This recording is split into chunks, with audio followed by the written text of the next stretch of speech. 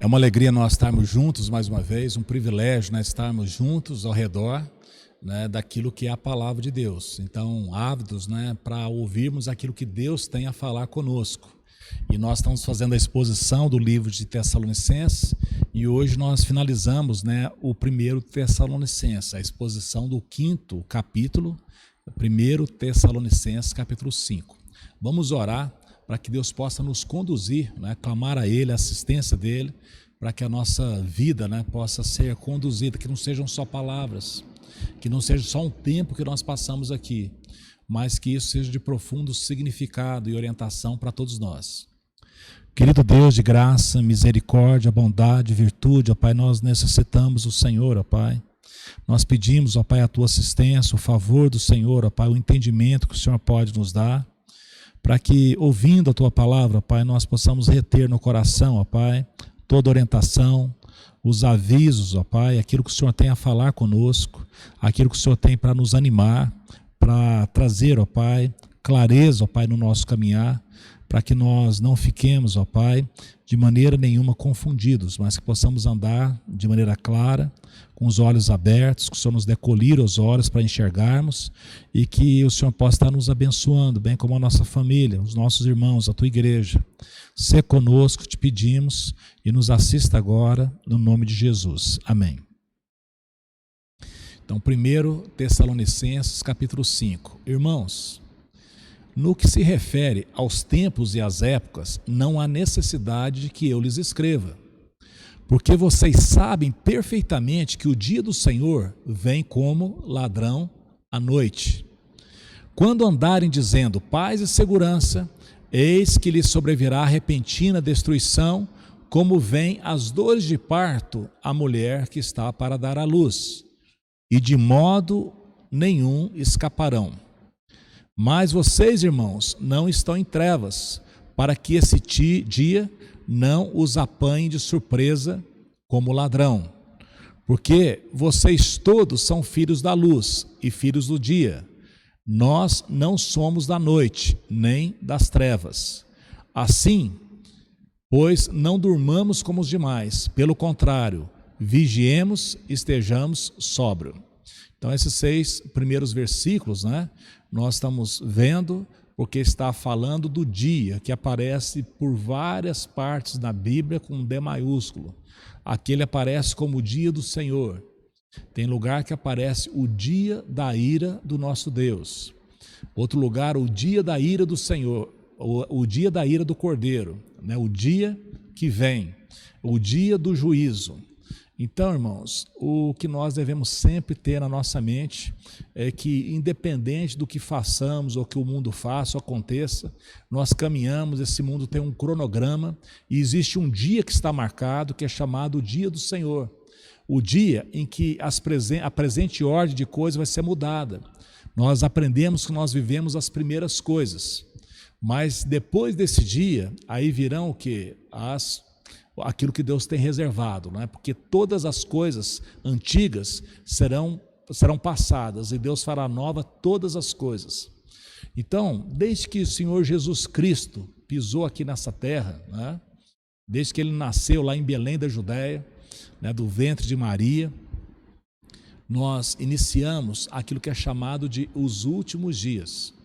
Então, os últimos dias começam com a vinda de Jesus Cristo, né? E o último dia dos últimos dias ainda não aconteceu. A gente pode até achar que está demorando muito, mas na verdade esses tempos e épocas, Jesus fala lá em Atos que Deus reservou para Ele mesmo. Mas aqui fala a respeito do dia, se nós não sabemos qual vai ser esse dia, quando será, mas nós sabemos o que vai acontecer. Porque toda a Bíblia ela é unânime, né? Ela é harmônica em dizer e apontar o que vai acontecer nesse dia. Então, a respeito de tempo e época não há necessidade, mas aí ele vai e refala, né? Ou ele reafirma aquilo que as pessoas já tinham ouvido, porque a Bíblia já falou disso e falou muitas vezes. Aqui fala, como Jesus Cristo havia dito, né, que o dia do Senhor vem como ladrão da noite. O que quer dizer como ladrão da noite? É uma hora que as pessoas não estão esperando. Toda vez que você ouve falar que um ladrão foi em algum lugar, Foi um momento que inesperado. O ladrão, ele não marca a hora, ele não avisa que ele está indo, ele simplesmente chega. E Deus fala que a volta de Jesus vai ser desse jeito, não vai ser um aviso prévio. Jesus fala, que vai ser como nos dias de Noé. As pessoas estavam vivendo tranquilamente, casando, se dando em casamento, tendo a sua vida como se nada fosse acontecer, e o Noé pregando, olha, vem um dilúvio, para entrar na arca, e as pessoas não estavam nem aí. Então, assim como o evangelho está sendo pregado, é necessário se reconciliar com Deus, é necessário abandonar os pecados, é necessário se humilhar diante de Deus, mas as pessoas muitas vezes não estão nem aí. E muitas vezes até mesmo na igreja as pessoas vão vivendo como se não houvesse esse dia. Aqui diz mais: quando andarem dizendo paz e segurança, eis que lhes sobrevirá repentina destruição, como vem as dores de parto a mulher que está para dar à luz a um filho. De modo nenhum escaparão. Então, a comparação aqui é como o ladrão que vem à noite ou a mulher que de repente entra em trabalho de parto, quando a bolsa rompe, e essa mulher então, ela tem as contrações e logo a criança nasce. Então aqui, a primeira coisa que nós aprendemos é que é um dia que vai ser uma surpresa, vai ser de repente. E se é uma coisa que nós sabemos que pode acontecer de repente, qual que deve ser a nossa atitude? Vigilância. É o que ele diz aqui. Mas vocês, irmãos, não estão em trevas, para que esse dia os apanhe de surpresa como ladrão. Então, apesar do dia do Senhor ser como o ladrão da noite, nós estamos avisados que isso vai acontecer. Então, qual que é a nossa postura? Vigilância. Se alguém soubesse que aquilo que ele tem vai sofrer um assalto, ela vai se preparar para isso. E nós estamos ouvindo falar aqui que isso vai acontecer. Então, nós devemos nos preparar, para isso que está sendo já avisado de antemão para nós. Então aqui diz, assim não durmamos como os demais, pelo contrário, vigiemos e sejamos sóbrios. Quando o ladrão chega no lugar e as pessoas estão dormindo, elas estão em condição desfavorável. O ladrão, ele pode simplesmente dominar, todas, porque as pessoas não estão prontas para aquilo. Então Jesus, ele não é um ladrão, é só a maneira como ele virá. Então não é que nós não podemos estar, por exemplo, se Jesus chegar na hora que eu estiver dormindo. Não, mas com a vida correta. O reino de Deus é a semelhança do homem que plantou uma semente e depois ele dormiu. Por quê? Porque ele tinha plantado a semente. Não necessita dele estar acordado para que a semente cresça. De dia e de noite essa semente cresce, brota e produz fruto. Então nós devemos não perder tempo em colocar a nossa vida em ordem, em avisar as pessoas para que coloquem as suas vidas em ordem. O santo evangelho do Senhor Jesus pregando que as pessoas devem se reconciliar com Deus, que Deus enviou Jesus Cristo, o seu Filho amado, não para julgar o mundo, mas para que as pessoas fossem salvas através dele. Mas esse mesmo Jesus que veio para salvar, é esse que vem nesse dia. E agora ele não vem mais para oportunizar a salvação. Ele vem simplesmente para separar os salvos daqueles que desprezaram a salvação. Então vocês são filhos da luz, filhos do dia. Nós não somos da noite nem das trevas. Você imagina que essa carta já estava sendo escrita para os nossos irmãos de Tessalônica há cerca de 2000 anos atrás. E é interessante que os irmãos lá levaram isso tão a sério que eles já achavam que Jesus estava voltando na semana seguinte. Aí foi necessário até o Paulo escrever mais, falando, olha, isso não vai acontecer sem que a iniquidade se multiplique, sem que apareça o anticristo, sem que venha o homem do pecado, sem que venha a apostasia, onde as pessoas vão abandonando a palavra de Deus e vão substituindo a palavra de Deus por outras palavras, outras filosofias, e vão se perdendo. Porque vocês todos são filhos da luz e filhos do dia. Nós não somos da noite nem das trevas. Assim, não durmamos como os demais. Versículo 6, né? Pelo contrário, vigiemos e sejamos sóbrios. Ora, os que dormem, é de noite que dormem. E os que embriagam, é de noite que se embriagam. Nós, porém, somos do dia. Sejamos sóbrios. Quem é sóbrio não está embriagado. Uma pessoa embriagada, ela não é sóbria, ela não é equilibrada, ela não está centrada. Mas nós somos chamados à sobriedade, revestindo-nos da couraça da fé e do amor e tomando como capacete a esperança da salvação. Então, o que é ser sóbrio? O que ser sóbrio é levar a sério a palavra de Deus. Então, revestir da fé, do amor, né, ter o capacete, a esperança da salvação. Então, são todas figuras, né, que tinham a ver com o soldado romano, mas que pode perfeitamente ser aplicado a nós. E aqui diz por quê? Porque Deus não nos destinou para a ira, versículo 9, mas para alcançar a salvação mediante o nosso Senhor Jesus Cristo, que morreu por nós, para que, quer vigiamos, quer durmamos, vivamos em união com Ele. Então, veja bem de novo que aparece aqui, que não é que a pessoa, agora eu não vou dormir, vou ficar acordado porque, eu vou tomar rebite, ficar acordado direto, porque não pode dormir, porque vai que Jesus volta, né? A pessoa que dorme despreparada é aquela que não vive em união com Jesus Cristo. O chamado nosso aqui é que nós vivamos em união com Jesus Cristo, que haja comunhão, que a nossa vida esteja colocada em ordem, que nós possamos orar, receber dele o favor, porque nós vivemos num mundo caído, né? Nós somos pecadores no nosso caminhar, o nosso chamado é santo, e nós precisamos não conformar com isso, mas nos aproximar dele para que a nossa vida seja iluminada.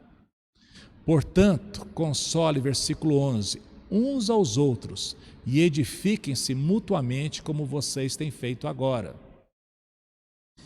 Irmãos, pedimos que vocês tenham em grande apreço os que trabalham entre vocês e os que presidem no Senhor e os admoestam, que tenham essas pessoas em máxima consideração, com amor, por causa do trabalho que realizam.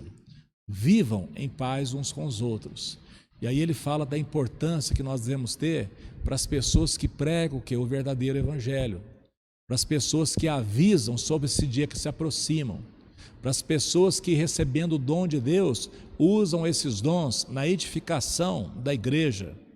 Não é simplesmente para que as pessoas acham que estão arrumadas aqui nesse mundo, pelo contrário, que pregam que esse mundo é inseguro.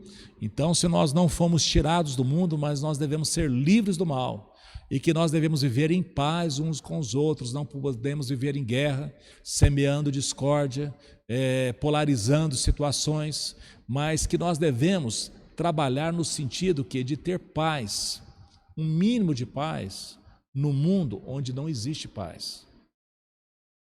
Nós não podemos esperar a paz do mundo. Você note aqui que um dos sinais é, quando falarem de paz e segurança, a destruição será repentina.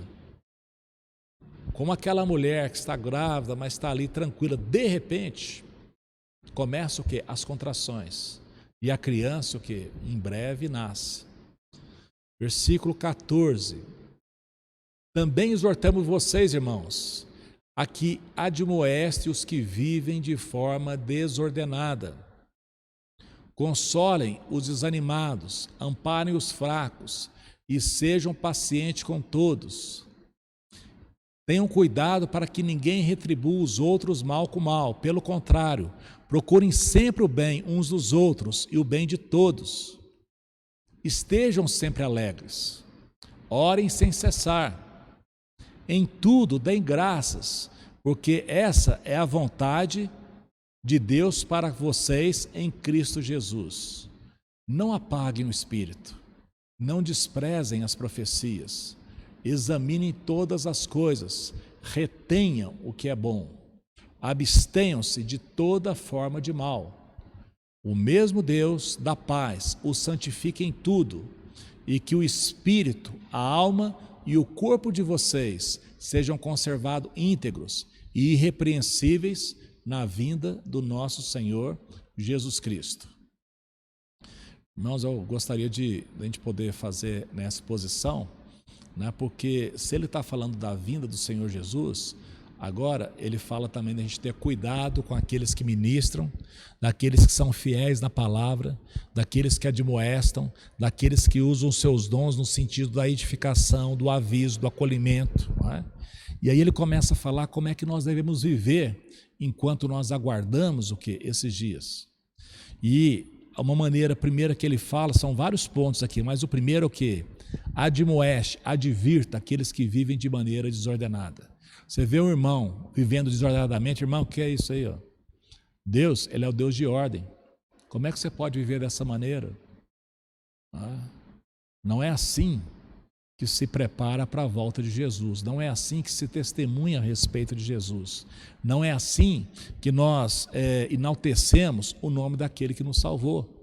Não é assim que a igreja deve proceder. Então nós devemos colocar em ordem as coisas que devem ser colocadas em ordem. Colocar em ordem a nossa vida, colocar em ordem a nossa casa, colocar em ordem os nossos negócios. O problema não está em desordem. O problema é a pessoa que vive confortável com a desordem em que ela está. Houve algum problema? Olha, o problema foi feito para ser resolvido. Existe desordem? Então vamos arregaçar as mangas, né? Ter toda a disposição e colocar as coisas em ordem. Houve atritos? Vamos resolver os atritos. Houve situações difíceis? Vamos ver o que é possível fazer. Aqueles que vivem, admoestem. Os que estão desanimados, console, fala, ó, irmãos, você pode estar assim, mas seja alegre, né? Tenha ânimo, o melhor está para chegar. Deus, ele prometeu o melhor para nós. Ampare os fracos, nós não podemos ficar abusando dos fracos. Se a pessoa está fraca, a gente tem de procurar o que? Amparar. Às vezes a pessoa não dá conta de andar, o que você faz? Oferece o ombro para que ela possa apoiar em você e andar. Paciência com todos, sejam pacientes com todos. Ou seja, nós devemos ser solução onde nós estamos.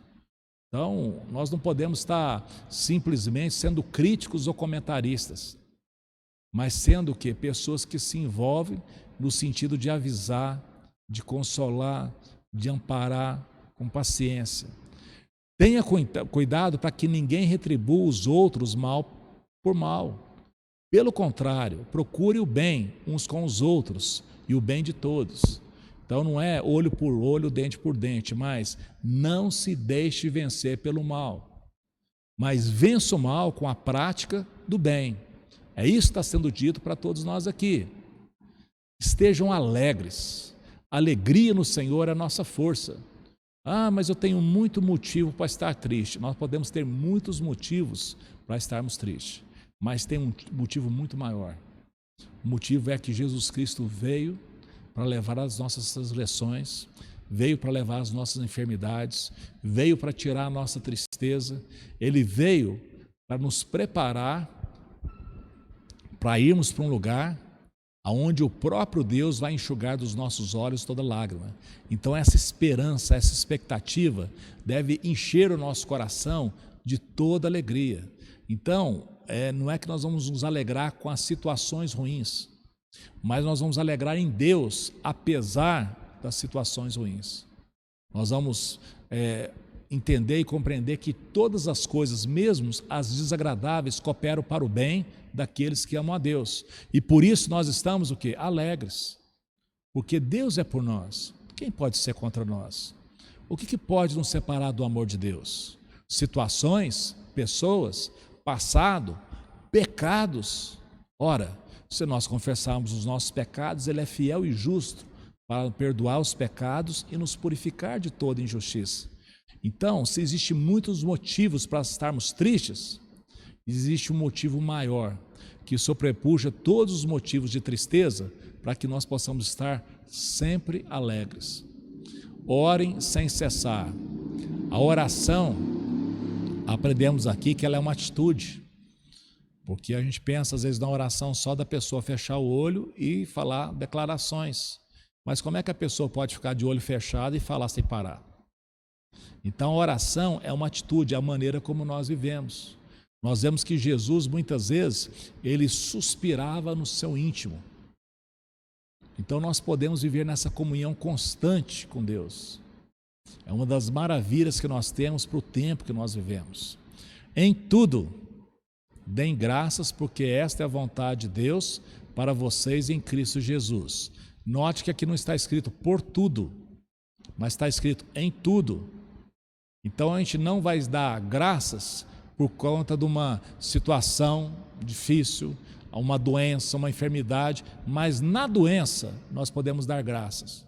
Por quê? Porque a nossa vida está com Deus.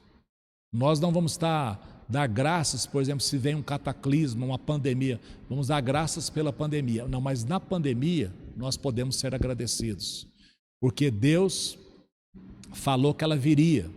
Nós não estamos sem avisos. Jesus falou que haveriam pestes, epidemias, fomes, guerras, cataclismas, terremotos. Ou seja, nós podemos dar graças por quê? Porque nós somos avisados. Porque Jesus falou que é necessário que as coisas sejam assim. Eu posso perguntar, mas por que isso é necessário? E isso Jesus não falou. Então eu tenho que ficar com aquilo que Jesus falou. Agora tem coisa que ele falou e que não falou, porque eu não posso suportar. Tá? Eu tenho coisa a dizer para vocês, mas vocês não podem suportar. Então não digo. Então eu tenho de saber que aonde a Bíblia vai eu vou, onde ela para eu paro. O que Deus quiser me contar, eu fico sabendo. E o que Ele não quiser, eu não fico sabendo. Então, dos mistérios de Deus, isso eu não estou falando contra o estudar, contra o procurar entender, compreender, desenvolver profissionalmente. Mas sobre as coisas de Deus, nós não podemos ficar o quê? Abertos a informações que não vieram da palavra de Deus, que não vieram da boca de Deus.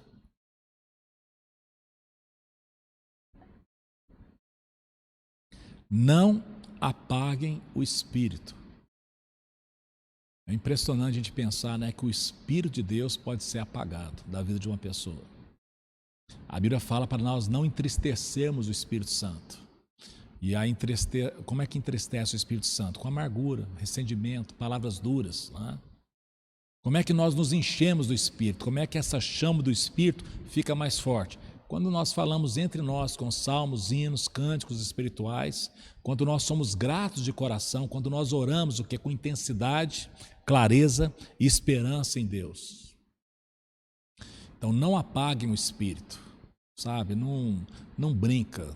O Espírito Santo é o presente de Deus, é o Consolador, é aquilo que Jesus mandou, é a promessa do Pai. É aquilo que Deus prometeu lá no profeta, né?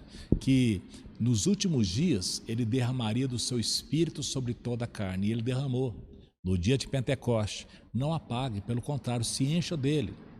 Não desprezem as profecias. Não é uma coisa que nós podemos fazer e temos feito aqui na nossa comunidade, é darmos atenção às profecias. Porque quando fala profecias, não estão falando daquilo que as pessoas estão falando aí como sendo profecias. Mas as profecias é porque na Bíblia nós temos muitas literaturas proféticas. Aí fala, existem profetas? Existem. Só que esses profetas, eles não têm a força dos profetas que existiam até João Batista. Por que eles não têm a força? Porque eles não podem trazer um ensinamento canônico para um livro bíblico. O que eles falam não pode ser inserido na Bíblia. A profecia hoje tem muito mais a ver com pregar a Bíblia do que ficar por aí com adivinhação. A palavra de Deus fala, até Jesus fala assim, olha, virão muito falsos profetas que falarão coisas e farão milagres, mas vocês não vão atrás dele. Por quê? Como é que a gente confere se a profecia é verdadeira ou não? Nós devemos conferir se aquilo que está sendo dito tem respaldo nas Escrituras. Então, quando fala não desprezar as profecias, é porque as profecias, o estudo das profecias deve ter um lugar especial nas nossas vidas. Tem gente que fala, não, mas eu não quero saber de Apocalipse, não, porque eu não entendo nada, cada um fala uma coisa. Mas você já chegou diante de Deus, viu lá que a questão é ler, escutar, guardar. As profecias estão lá em Isaías, muitas que já se cumpriram, algumas poucas que ainda não. As profecias estão lá no livro de Daniel, as profecias que o próprio Jesus falou. Então não despreze as profecias. Examine todas as coisas, retenham o que é bom. Abstenham-se de toda forma do mal. Note a liberdade que é dita aqui, examine as coisas. Mas no coração só vai aquilo que é bom. Você só guarda para si aquilo que é bom. Então são tantas coisas à nossa volta, são tantas pregações, são tantos ensinamentos. E o que eu devo guardar? O que é bom. Abster é eu preferir não participar daquilo, de toda forma do mal. O mesmo Deus da paz os santifique em tudo, e que o espírito, a alma e o corpo de vocês sejam conservados íntegros e irrepreensíveis na vinda do nosso Senhor Jesus Cristo. Esse versículo é tão importante, né? Porque ele fala que a santificação não vem dos meus atos, mas vem o quê? De Deus, da ação de Deus na minha vida. Que o mesmo Deus da paz o santifique. Então a palavra de Deus me santifica. Jesus falou, vocês estão limpos pela palavra que eu tenho falado a vocês. Então que o Deus da paz santifique vocês. De que maneira? Completamente. O espírito, a alma e o corpo sejam conservados íntegros e irrepreensíveis na vinda do nosso Senhor Jesus Cristo. É como quem diz, se prepare para encontrar com Ele. Acima de tudo que você deve guardar, guarde o vosso coração. Guarde o seu coração, porque dele saem o que é as fontes da vida. Então se empenhe em não desprezar a profecia, mas se preparar, deixar que a palavra de Deus te santifique e que você tenha integridade e seja irrepreensível para esse encontro maravilhoso com o Senhor Jesus, para que seja uma festa e não um momento de vergonha. Fiel aquele que os chama, o qual também o fará. De novo, note aqui, não somos nós que fazemos, mas é Deus que promove o nosso querer e o realizar. Qual que é a minha parte? Comunhão com Deus. Me interessar pelas coisas de Deus.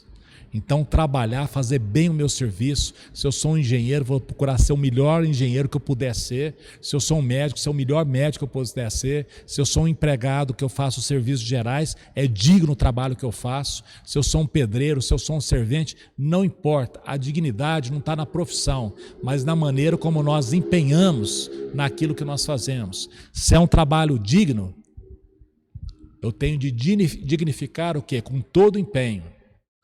Mas sabendo que Deus vai nos fazer o quê? Completos em tudo.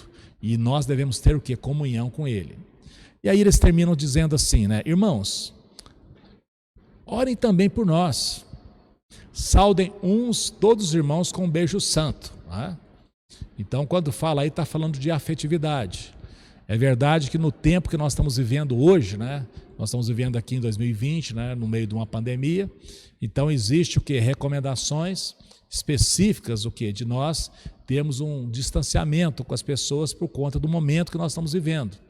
Mas aqui então não é o que é um beijo santo? Está falando de afeto, de cuidado, de zelo, né? De afetividade.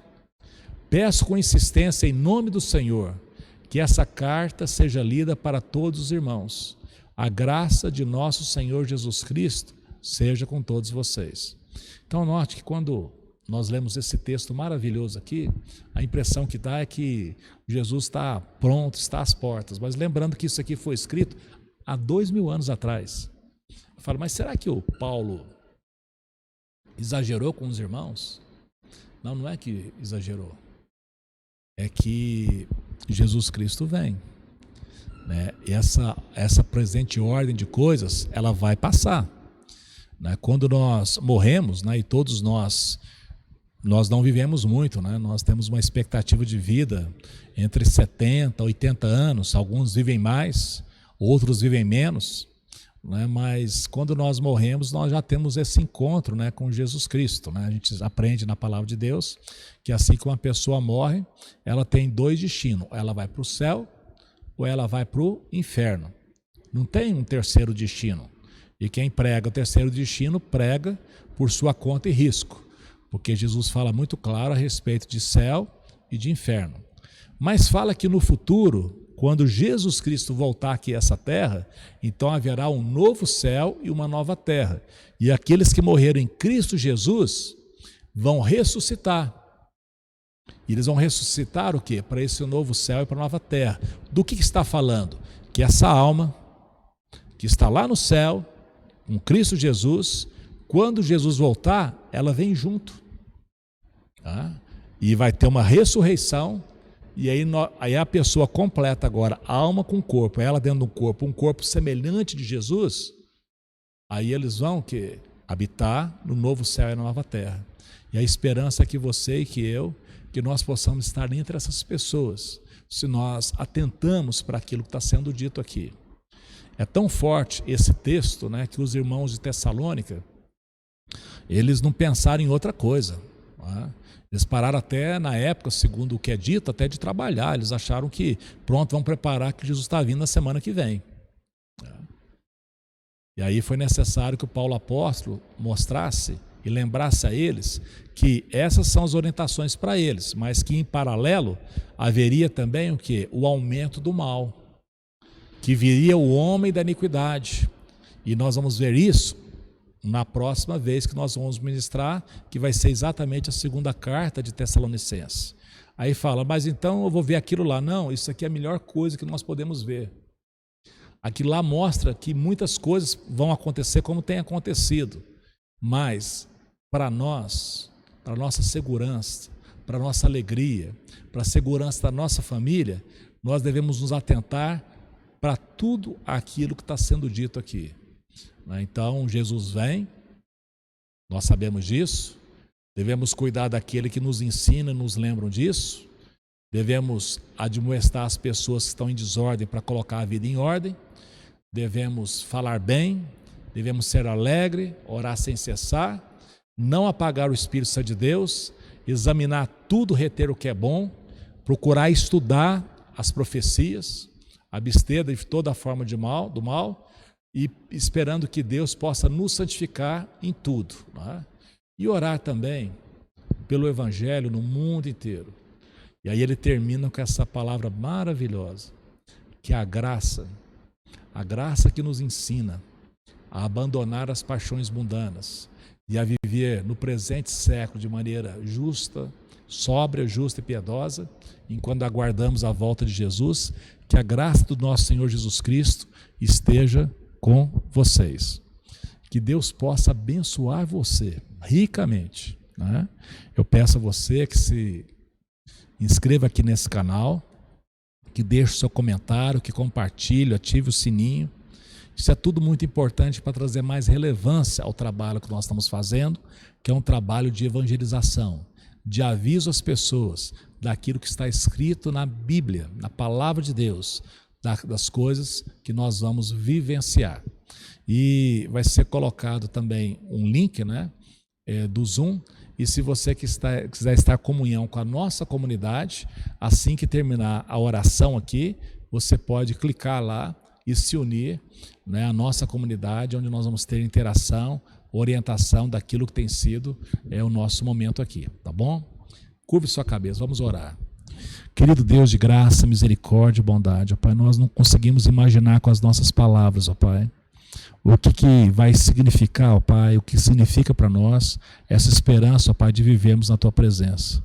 O que significa, ó Pai, de ficarmos livres, ó Pai, desse corpo nosso que adoece, que cansa, que tem desejos, ó Pai, pecaminosos, de ficarmos livres, ó Pai, de toda essa prisão, ó Pai, que nós vivemos, ó Pai, nesse mundo. Senhor Deus, aqui o Senhor tem nos assistido, o Senhor tem dado muitas coisas boas, ó Pai, mas a verdade, ó Pai, é que a instabilidade é a ordem do dia. Nós nunca sabemos, ó Pai, o que virá, o que vai acontecer, Senhor Deus, mas a Tua palavra diz, ó Pai, que esse dia com D maiúsculo se aproxima, o dia do Senhor, o dia, ó Pai, em que todos os seus inimigos serão destruídos, todos aqueles que não se submeteram a Cristo Jesus serão extirpados, serão varridos, ó Pai, da Tua face para sempre. E aonde, ó Pai, aqueles que se quebrantaram, aqueles que se converteram, aqueles que se achegaram a Ti, ó Pai, serão inundados de uma alegria que ninguém vai poder tirar. E nós vamos viver em paz e segurança na Tua presença, Senhor Deus, totalmente felizes, ó Pai, pelos séculos dos séculos. Nós vamos conhecer o Senhor, ó Pai, nós vamos provar de tudo aquilo, ó Pai, que o Senhor tem tão carinhosamente, ó Pai, proporcionado, guardado, ó Pai, preparado para aqueles que Te amam. A Tua palavra diz, ó Pai, que é um lugar de delícias perpétuas, ó Pai. É o lugar da Tua presença. É um lugar, ó Pai, onde nós estaremos totalmente, ó Pai, seguros e ninguém nunca mais, ó Pai, poder nos arrancar, fazer mal, porque o Senhor, ó Pai, vai estar conosco para sempre. Nos dê a graça de crermos nisso, de ensinarmos a nossa família a respeito disso, de ensinarmos os nossos filhos a respeito disso, ó Pai, a nossa descendência, os nossos amigos, ó Pai, os nossos colegas de trabalho. Nos dê graça, ó Pai, no nome santo de Jesus é que nós oramos. Que a tua bênção, ó Pai, esteja conosco, no nome de Jesus. Amém. Que Deus abençoe você e até a próxima oportunidade.